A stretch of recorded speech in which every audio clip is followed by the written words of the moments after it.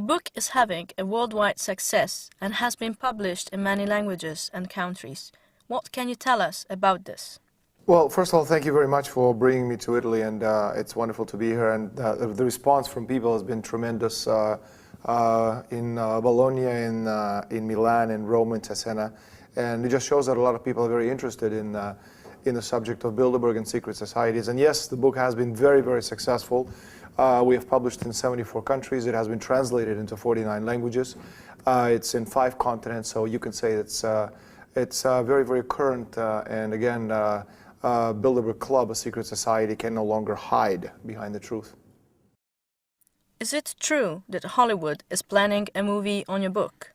It's very, very much so. In fact, not only are they planning, but we're in the midst of working on the script, which will be brought out as a Hollywood film in November 2011. It's a $120 million production. The veracity is going to be so-so, but the fact is that people will hear about a secret society called the Bilderberg Club, and the more intelligent of these people will obviously want to know more about who they are. And I think that's what the impetus is, to get people interested in what these people are, or who they are, and what they do. What word would you consider the most appropriate to define the Bilderberg group? Sinister, I think, is a very good way to begin. Globalist is another way. Empire would be also a great way to describe it. You know, how would you feel if 120 of Italy's most beautiful people, 120 of Italy's most famous movie stars or football players decided to meet in secret in a 5-star hotel protected by special forces and secret service? Do you think the media, if they found out about this meeting, do you think that they want to find out what these people are talking about? I think the answer to that is yes. Yet when you have 120 of the world's most powerful people meeting under one roof, it seems that no one is interested about the comings and goings of this elite. And I think that's the best way to describe the conspiracy of the Bilderberg Group, or the Bilderberg Club, or the Bilderberg Society. 120 of the world's most powerful people, the masters of the universe, so to speak, are the European and North American elite who meet and decide on the best ways to rule the planet. How can people be allowed to participate in the Bilderberg meetings? Who chooses the participants? Well, first of all, nobody can buy their way in. In other words, no matter how much money you have, unless you're invited, you don't participate. The Bilderberg Alliance, a society, is a group of about 120 people, mostly a NATO alliance, Europe, North America, United States, and Canada. And out of those 120, 50 of them, more or less, are habitual. In other words, they've been coming for years, or in some cases, such as David Rockefeller, for generations. And out of those 120 people, every president of European nation is a member, Prime Minister of Canada, the President of the United States, leading 50 chief executive officers of the most important corporations in the world also participate, all European royalty, most important bankers from European Central Bank, World Bank, International Monetary Fund, and of course with all these fabulously wealthy and powerful people at the same table sit European royalty, and with them the representatives of the mass media. And the way the decision is made on who participates is Bilderberg is very good. You can call them the Randstad of employment. It's like an employment agency. They look to the future and pick potential politicians who in the future may be useful to their interests. They invite them. Most people don't know what's behind Bilderberg initiative. They're very happy to participate and to rub shoulders and spend a weekend with powerful people like David Rockefeller, for example. And again, most don't understand that there's a very, very well-structured conspiracy behind every Bilderberg meeting. So, they are the most important and well-known people in the world. Why is it so difficult to hear about their meetings? Well, you know, first of all, a qualifier. They're the most important and powerful people in the world that you know, and the people who are watching this interview know. They're people far, far more powerful than David Rockefeller and the Rothschilds, because the fact that you know their names already disqualifies them from being powerful. The really powerful people, most people don't know who they are because they don't appear in the mainstream press. Can you make an example of a political, economical, or military event of the last 20 or 30 years connected to the Bilderberg decisions? Well, pretty much every decision made over the past 40 years or 50 years, ever since they started meeting back in 1954, directly applies to Bilderberg participation. Again, it's very difficult for most people to believe that secret societies actually control the world. And the reason for that, it's because most people have a Cartesian fantasy version of a very small group of people who actually move the wheels of power, whereas in fact you're looking at systemic conspiracy spanning centuries. So when you look at it historically, it's easy to understand why powerful people obviously want to have control of the world.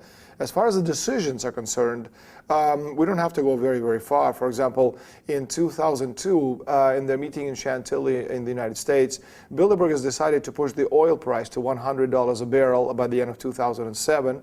In fact, it hit $100 a barrel on the 2nd of January 2008.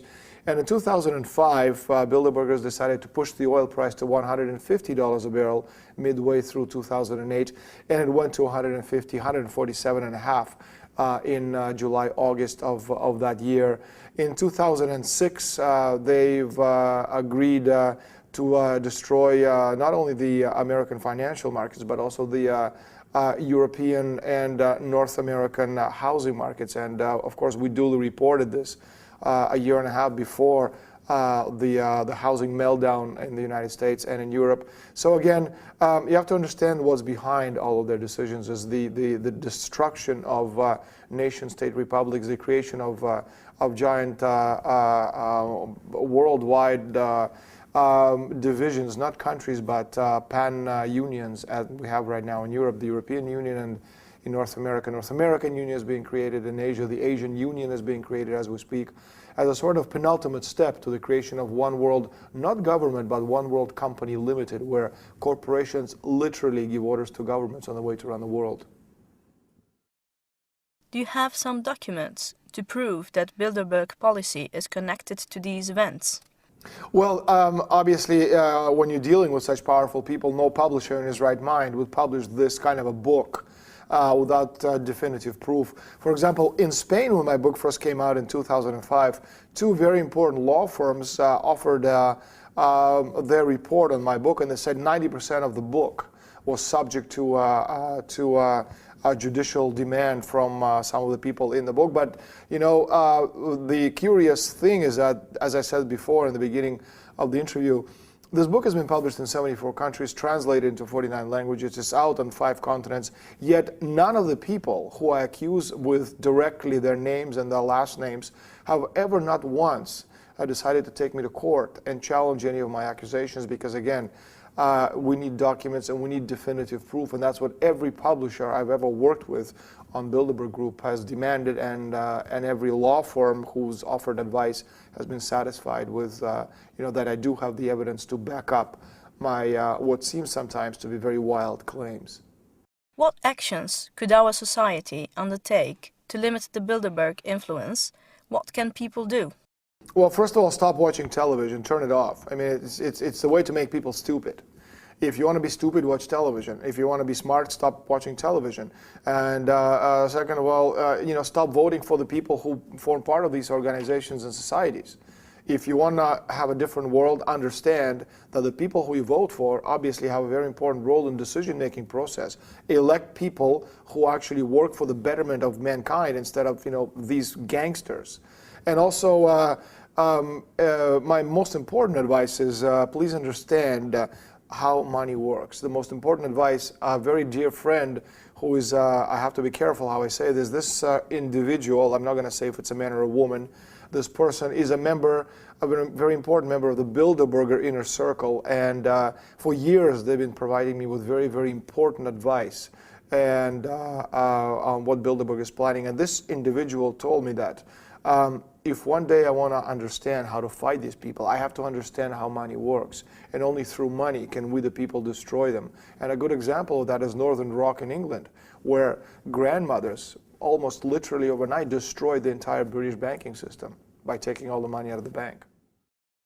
What do you think about the European Union, Van Rompuy, Lady Ashton, and all the last European political events?